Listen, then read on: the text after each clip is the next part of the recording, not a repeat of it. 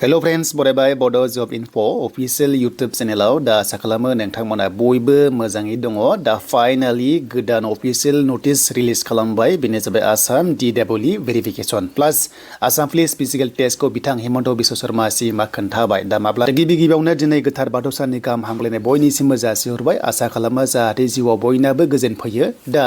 Assam Police Physical Test को लानानै गोबां लाइमोनफोरा नेबाय दङमोन आरो प्रेक्टिस खालामगासिनो दा नोंथांमोना प्रेक्टिस खालामबाय थादो दा official notification verification बेखौ जोङो नायग्रोनोसै दायो जों फैबा official website बेनो जाबाय आसामनि LPUP DEE आव documents verification डेट ओंखारबाय दा बेखायनो नोंथांमोना थांनांसिगोनलाय नैबाव क्लिक खालामनाय लोगो लोगो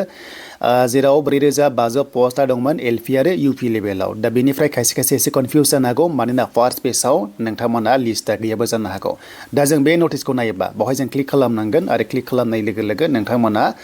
एक्चुअली आं दाखालि खोन्थाखादोंमोन जे BTC आव जोबनाय लोगो लोगो आरो आसामावबो जागोन होननानै दा फाइनाली नै बेनो जाबाय जागायसिगोन फिजिकेल डकुमेन्ट्स भेरिफिकेशन पस्टआ नोंथांमोना 4500 दङ बेनो जाबाय पस्टआ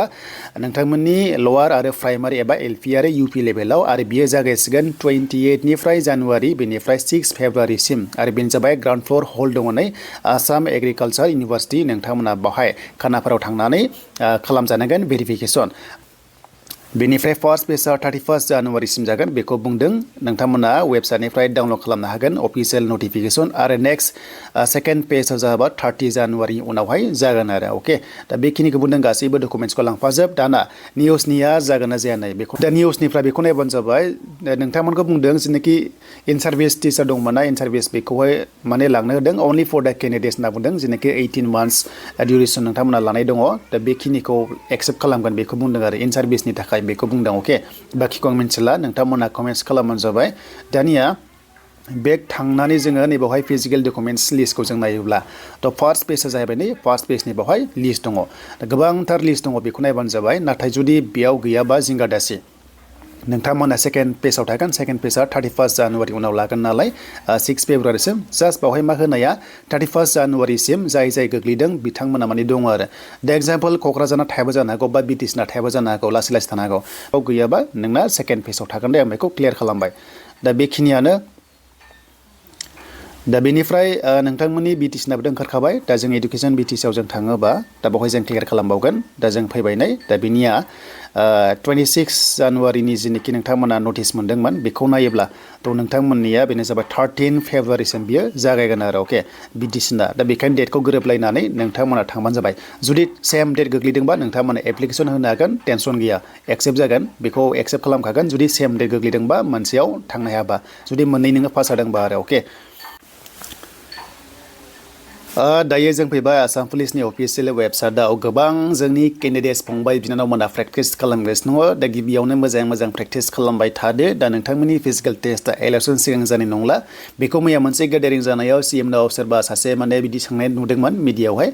माने गेदारिं जादोंमोन आरो बहाबा प्रग्राम जादोंमोन आरो बावहाय बुंदों जे माने माब्ला जागोन फिजिकेल टेस्टआ बेखौ होनदोंमोन आरो गोबां इउथ्सफोरानो दा माने खायसे ओरैनो एदावदोंमोन जे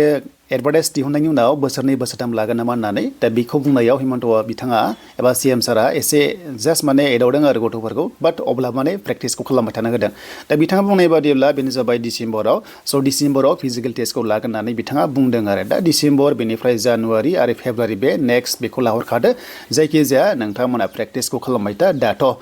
इलेक्सननिसो माथा मारिसिगोन इलेक्सनाव देरहानांगौ बेल'सो बाथ्रा दा इलेक्सन देरहानायनि उनाव गासैबो लारि जागोन आरो दा बेखिनि दा अब्लाबो गोसो होनार बाथ्रा नङा लासै प्रेक्टिस खालामबाय था दा बेनिफ्राय नोंथांमोना जाहाथे साक्सेस जायो बै टाइमाव दा बेबायदि एसे टाइम लाखायो मानोना इलेक्सननि दायो गभर्नमेन्टआ बिजि जासिगोन आरो MCCआ थाबैनो नांनो हासिगौ दा जेब्ला थाबैनो नाङो अब्ला नोंथांमोना माने साख्रि बाख्रिखौहाय माने मोनथ'नाय नंला आरो नाथाय एप्लाइ जागोन ADREबो एप्लाइ जागोन DME DHS हेल्थआवबो जागोन ग्रेड 4 नोंथांमोननि ग्रेड 3 बे गासैबो माने जागोन आरो ADRE लेभेलाव एबा हेल्थआव दा बेनो नोंथांमोननि थाखाय लेटेस्ट आपडेटआ